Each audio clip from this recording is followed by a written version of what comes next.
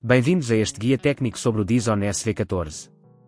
Somos a Kelatos Informática, especialistas em reparação técnica. Recolhemos o teu equipamento ao domicílio, fazemos diagnóstico gratuito e enviamos orçamento antes de reparar. Sem chamadas, sem deslocações. Estamos localizados na Cal Joaquim Maria Lopes 26, Madrid. Cómodo, transparente e profissional. Link na descrição. O problema que muitos utilizadores enfrentam com o Dyson SV14 é o barulho ao mudar o gatilho. Este fenómeno ocorre devido ao desgaste de componentes internos, que, se não forem tratados a tempo, podem levar a falhas mais graves e até a uma avaria completa do aspirador. Portanto, é importante agir rapidamente para evitar complicações.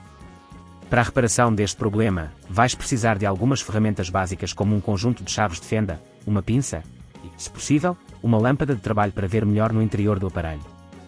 Agora, vamos ao passo a passo. Primeiro, desliga o Dyson SV14 e retira a bateria para garantir a segurança durante a reparação. Em seguida, utiliza a chave de fenda para abrir a tampa do compartimento onde se encontra o gatilho. É importante ir com calma e não forçar os parafusos, pois podem ser frágeis.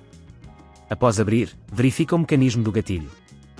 O componente que falha normalmente é uma pequena mola ou um eixo que pode estar danificado ou fora do lugar. Localiza-o com cuidado e, utilizando as pinças, retira-o. Para substituir, pega na peça nova e instala-a no mesmo lugar, certificando-te de que está bem fixada. Ao colocar de volta a tampa, assegura-te de que todos os parafusos estão apertados, mas não a ponto de danificar o plástico. Se neste ponto achares que é demasiado complexo, lembra-te que na Kelatos recolhemos o equipamento no teu domicílio e devolvemos-te reparado. Depois de tudo montado, é hora de verificar se o gatilho funciona corretamente. Recoloca a bateria e liga o aspirador.